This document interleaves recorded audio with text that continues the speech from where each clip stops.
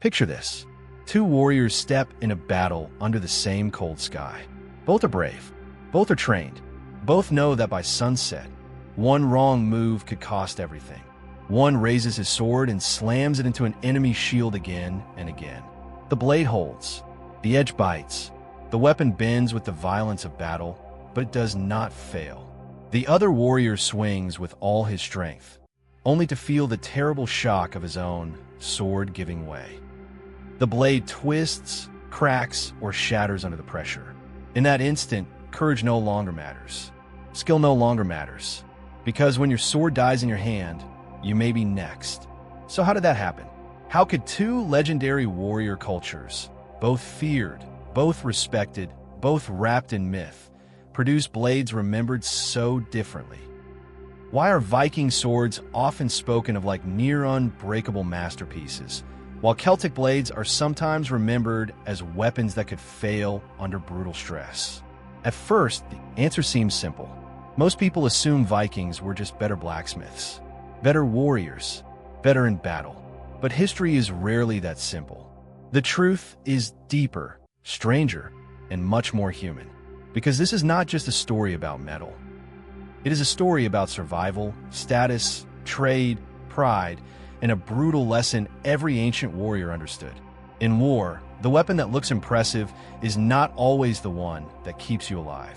And that is where the mystery begins.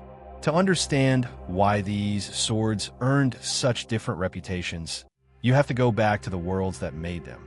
You have to step into the smoky forges, the tribal halls, the ship-filled coasts, and the blood-soaked battlefields of ancient Europe. The Celtic world was not weak. Far from it. Long before the Vikings terrified Europe, Celtic warriors had already carved out a reputation for ferocity.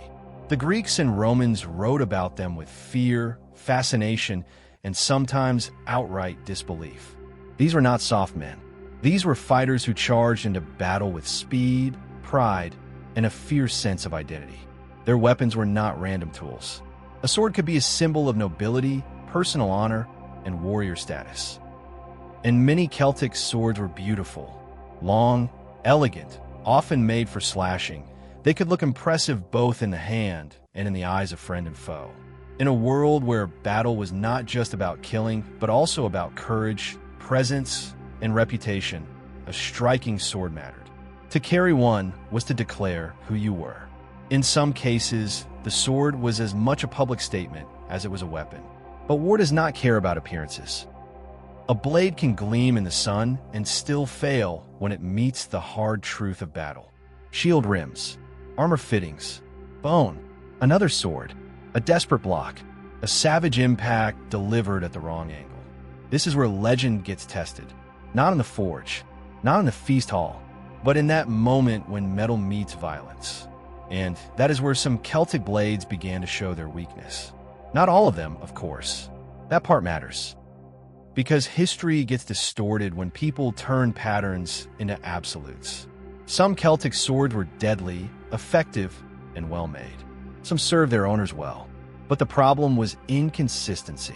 In many cases, the quality of iron, the purity of the metal, and the skill of the forging could vary a great deal. One warrior might carry a solid, reliable blade. Another might carry a sword that looked fine, felt fine, but contained weaknesses hidden deep inside the metal. That is the danger of uneven craftsmanship. A flaw can stay invisible until the worst possible moment. Ancient sources, especially Roman accounts, describe Celtic blades bending in battle badly enough that some warriors supposedly had to straighten them with their foot. Now, that image may have been exaggerated by enemies who wanted to mock them. That happened all the time in ancient writing. But even exaggerations often grow from something real. The deeper point is this. At least some Celtic swords were vulnerable to deformation or failure under repeated heavy impact. And that tells us something important. The issue was not that Celtic warriors were foolish. The issue was that iron working in that world could be unpredictable. If the blade was too soft, it might bend. If the metal was poorly refined, hidden impurities could weaken it. If the forging process did not create the right balance between hardness and flexibility, The sword might not survive the ugly grind of prolonged combat. That balance is everything. A sword that is too soft bends too easily. A sword that is too hard becomes brittle. A brittle sword can chip or break. The perfect blade lives in the narrow space between those two extremes. It must be hard enough to cut, but flexible enough to absorb shock. That sounds simple. It is not. Even much later societies struggled with that challenge. In the ancient world, getting it right consistently was incredibly difficult. And then, from the north, came the Vikings. The Viking sword carries a mystique that still grips people today. Part of that comes from the image of the Viking himself. Fierce, relentless, mobile, crossing seas, raiding monasteries, attacking kingdoms, and leaving fear in his wake. But the weapon mattered too. The sword was not just another item on a warrior's belt. It was a prized possession, often expensive, sometimes inherited, deeply personal, and closely tied to status and honor. Many Vikings did not even own swords. That surprises a lot of people. Swords were valuable. Spears and axes were more common. So if a man had a sword, especially a fine one, that already meant something. It meant wealth, rank, or serious access. And because swords were precious, the best ones received enormous attention. This is where the story takes a turn. Viking sword strength was not simply the result of one culture magically becoming superior. It came from a combination of forces that gave Viking elites access to better metallurgy and better blades. Trade networks mattered. Contact with other regions mattered. Skilled smithing mattered. Imported weapons mattered. The Viking Age was not an isolated world. It was connected. Goods, people, ideas, and metal moved across long distances. And some of the finest blades associated with Vikings were not even made in Scandinavia. They were made in renowned sword-making centers, then traded, gifted, captured, or carried north. One famous example is the Ulfbert sword. Even today, that name sounds almost mythical. These blades have become legendary because some appear to have been made from unusually high-quality steel, far beyond what many expected for the period. Not every Ulfbert sword was equal, and not everyone was genuine, but their existence shows something huge. The Viking world had access to blades of remarkable quality, blades with a level of refinement that helped them stand apart. And once you understand that, the myth begins to make sense. The Viking sword was feared not because it was enchanted, but because it was often better balanced, better forged, and better suited to surviving brutal combat. Pattern welding, in earlier periods especially, helped combine different metal qualities into one blade. Smiths twisted and layered iron and steel to create strength, flexibility, and a distinctive appearance. Later, improved steel quality in some high-end blades pushed performance even further. What matters is not just that the sword was strong. What matters is how that strength worked. A great sword does not resist battle by being rigid like stone. Stone shatters. A great sword survives because it can absorb shock. It yields just enough without failing. It stays sharp enough to cut. It stays solid enough to endure. When a weapon meets shield edges, armor, and repeated impacts, that balance becomes the difference between confidence and panic. And the battlefield itself made that difference even more important. This part is easy to miss. A sword is shaped not only by its maker, but by the kind of combat it is expected to face. Celtic warfare often celebrated aggressive movement and slashing attack. In many contexts, the sword was part of a warrior style that emphasized speed, boldness, and personal prowess. Viking combat, especially in organized fighting, often placed heavy demands on endurance. Shield wall fighting was brutal, close, exhausting, and punishing for both man and weapon. In that kind of environment, a sword had to survive repeated collisions again and again. That changes everything. If your sword only needs to deliver sharp, dramatic blows, one type of design may serve you well. But if your sword must function through a grinding wall of shields, axes, spear shafts, and desperate blocks, then reliability becomes sacred. The prettiest blade in the world means nothing if it fails on the third crushing strike. Imagine the sound of it.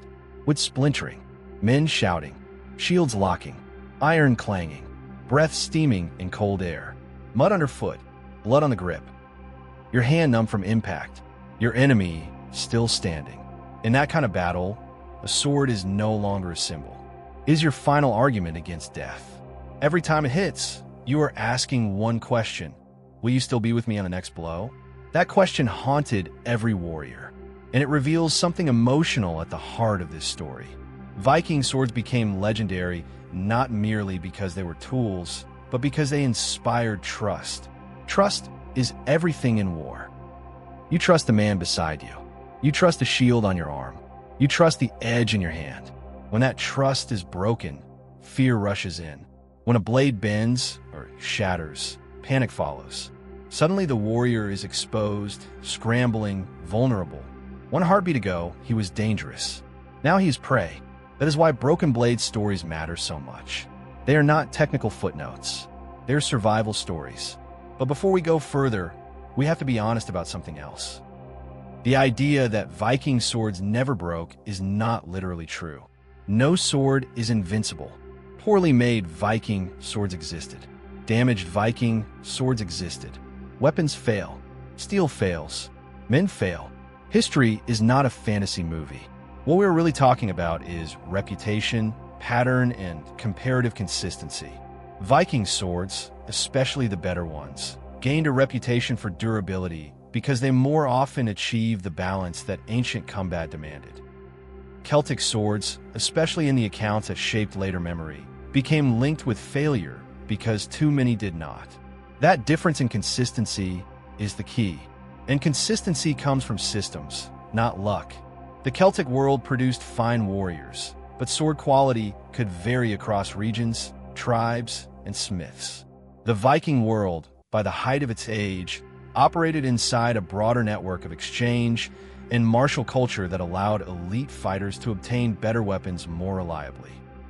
That does not mean every Viking sword was a masterpiece.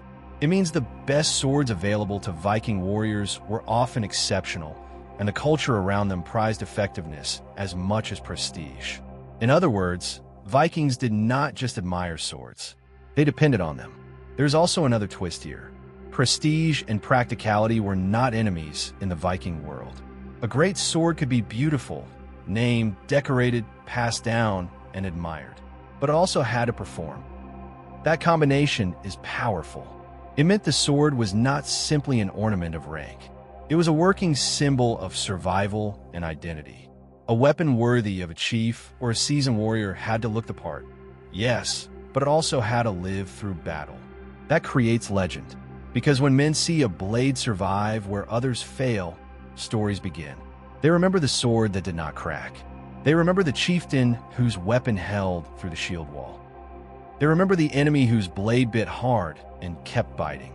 Over time, those stories harden into cultural memory. The weapon becomes more than steel. It becomes proof of a people's toughness. That is part of why Viking swords still fascinate us. They fit the image of the Viking himself. Adaptable, dangerous, durable, built for harsh realities. Whether crossing icy seas or fighting on foreign soil, the Viking reputation was tied to endurance. Their best swords reflected that same spirit. And what about the Celts? Their story is more tragic, but also more misunderstood. The Celts are often flattened into a stereotype of wild warriors undone by weaker weapons. That is unfair. They were not crude. They were not simple. They were not failures. They were part of a complex world with real craftsmanship, real martial skill, and real achievements. But their sword tradition, at least in some periods and places, did not always deliver the same reliability under battlefield stress. That matters. In the ancient world, small technical differences could become huge historical consequences. A sword that bends is not just a bad weapon. It is a broken promise. And that may be the deepest difference between these two traditions. One produced blades that, at their best, were increasingly trusted in the chaos of war. The other produced blades that, at least often enough to be remembered, left room for doubt. And in battle, doubt is poison. Now, think about the psychological effect. If a warrior has seen a bent blade before, if he has heard stories of weapons failing, if he knows the metal in his hand might not hold under extreme pressure, that knowledge lives in the back of his mind, even if he never speaks it, even if he hides it behind courage. On the other hand, if a warrior carries a sword known for strength and endurance, that changes him too. He strikes differently. He commits more fully. He believes. Sometimes the greatest power of a weapon is not just what it does to the enemy, but what it does to the person holding it. That is why this story still hits so hard. It is not merely about old swords. It is about the thin line between confidence and collapse, between pride and reality, between legend and the raw demands of survival. So when people say Viking swords never broke in battle, what they are really saying is this: Viking swords earned a reputation for doing what a warrior needed most, holding together when everything else was falling apart. And when people say Celtic blades shattered, what they are really remembering is the cost of inconsistency, the danger of flawed metal, and the cruel fact that in war, even one weakness is enough. In the end, two warrior cultures faced the same brutal question. What should a sword do when battle becomes chaos? Should it impress? Should it symbolize rank? Should it strike fear? Yes, but above all, it must endure. Because when battle closes in and death is one step away, the sword that survives becomes the sword history remembers. And maybe that is the final lesson. History does not only honor the boldest warrior, it also honors the tools that kept him alive long enough to become a legend. If you enjoyed this video and want more deep, cinematic stories about Vikings, Celts, ancient warfare, and the real truths hidden behind famous legends, subscribe now. And in the comments, tell me this: if you had to choose one weapon for survival in the ancient world, would you trust a Viking sword, a Celtic blade, a Roman gladius, or something else entirely?